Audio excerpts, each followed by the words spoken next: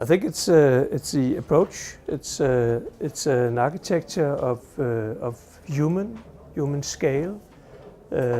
It's an architecture that supports a process. It's an architecture that tries to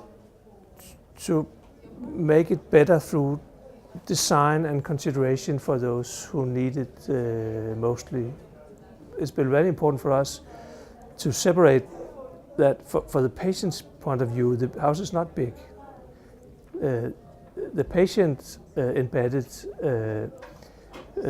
will see this house as reasonable and easy to use, and that's through the thinking about having a hierarchy of space and detailing and complexity that supports the individual situation. When you're very, very ill, you need very, very few stimuli. You have problems enough. Architecture is not what you basically need.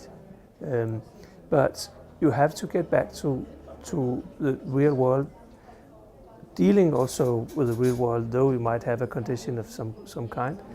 And the house tries to accommodate this sort of training of being a social person and being a responsible person and not being afraid and being able to participate.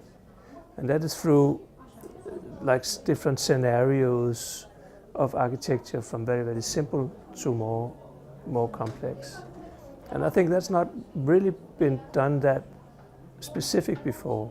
Architecture always have an impact of people. You always make feelings through architecture, but this is like a tool basically that you can use both as a patient and as staff in this process of getting well and sometimes getting ill again and getting well better.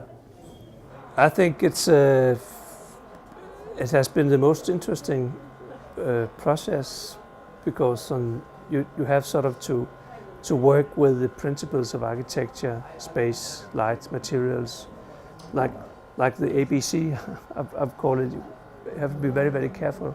And on the other hand, the people that you work with, the staff who work with psychiatry patients on a daily basis and have knowledge of psychiatry treatment, they invest themselves so very much into this work, because that's the only way you can actually, through contact, you can understand and you can improve. And they put like the same effort into us. So it has been an enormously giving cooperation we've had with the client and the users. I think the most, I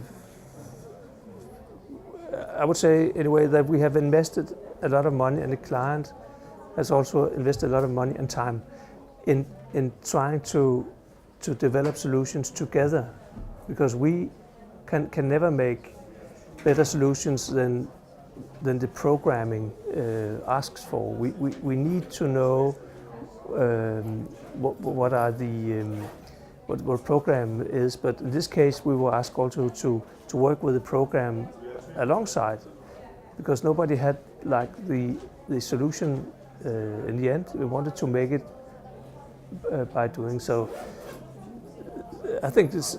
I don't think this was particularly difficult, but I think it was a huge investment, which I really think was worthwhile to work together and make the psychiatry and the architecture and the techniques and the arts and the entrepreneurs also bring them together and develop new solutions that has not been seen before, because the questions maybe never had been asked before.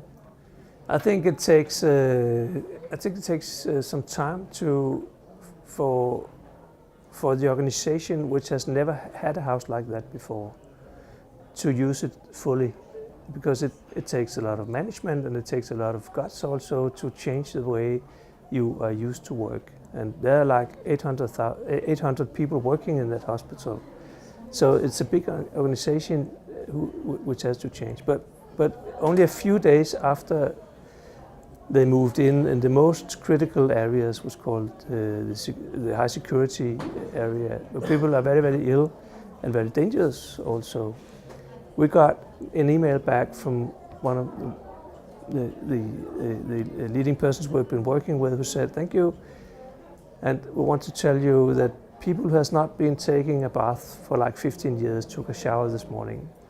And in that world, it means a lot, because it means that there's a person who suddenly realizes that he's a person, or she, and wants to make a change and wants to take a step forward and taking himself seriously. It matters that you don't smell or whatever. So that's a sign of that some of the things that we have done actually works.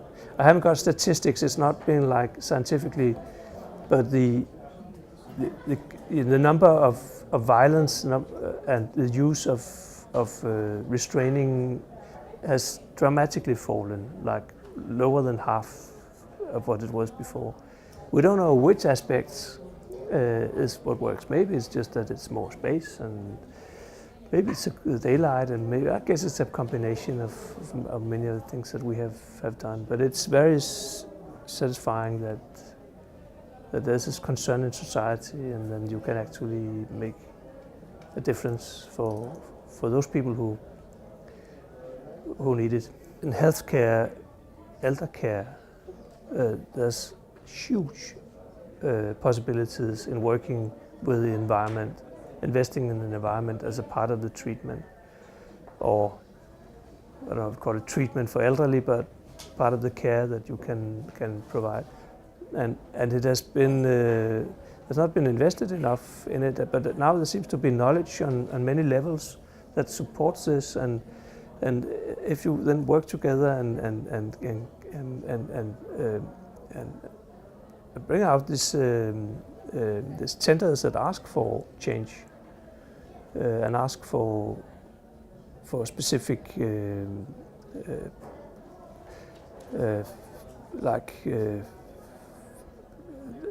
specifically for architecture that support this. I think children's hospital is another area that is changing very much. Has been not seen, you saw children as just small grown-ups, but they're not. They're children. When they cross a street, it's on these white lines, it's a game, it's not crossing a street. And so if you sort of can, if you can define it the right way, you can suddenly see problem and solution in a total different aspect. And the easy thinking about that a person is a person, and a person who's ill basically knows best, but they need help. And if you can provide that help, and you can set up a meeting in good environment where they can work together to support a person to be able to do it by themselves in reality, that's a beautiful thing.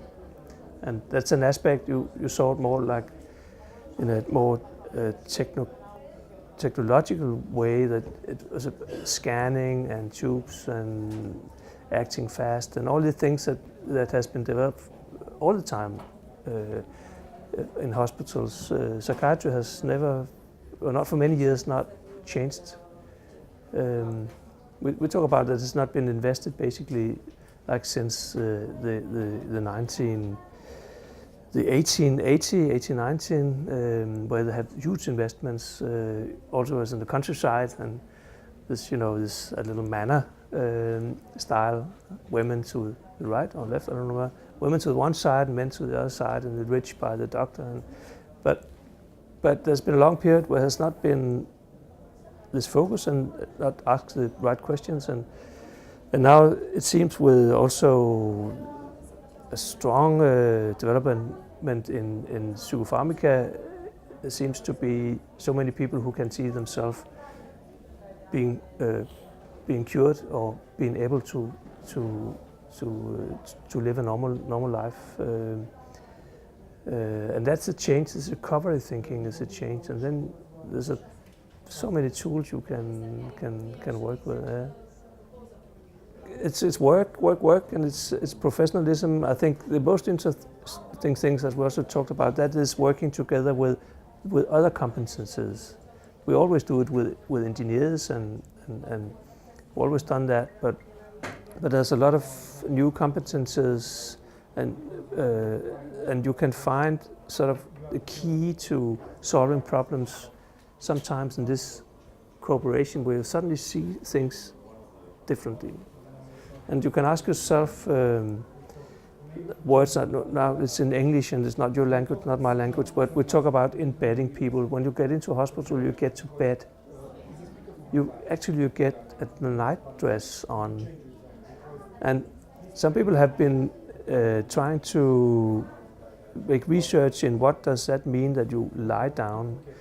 And basically the answer is that you often get more ill than you get well, because you lose so much in general condition by being embedded in like 3 weeks. Sometimes you can't avoid it, but it's a culture of, in the hospital you just got to bed and then you walk around in these stupid clothes and you can have some coffee, and you can't see your family or your friends, you can't work, you can't be yourself, and you are much too passive.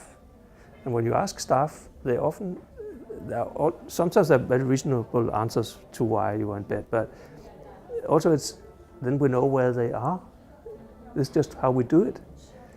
So just research about how the physics actually works when you don't move in 3 weeks. And for people like my age and little older, maybe they have so much difficulties in regaining the strength that you have lost, and then you might have been cured somehow. And that's knowledge that's new, and that would change if you work with that. That will totally change what is a hospital bedroom, basically. What is it to be embedded? So I think it's these combinations that are very, very interesting. But you on your part as an architect needs, of course, to be very professional and knowing what you're doing and knowing your tools. And as you probably know, it's an old man's art, so you just have to work.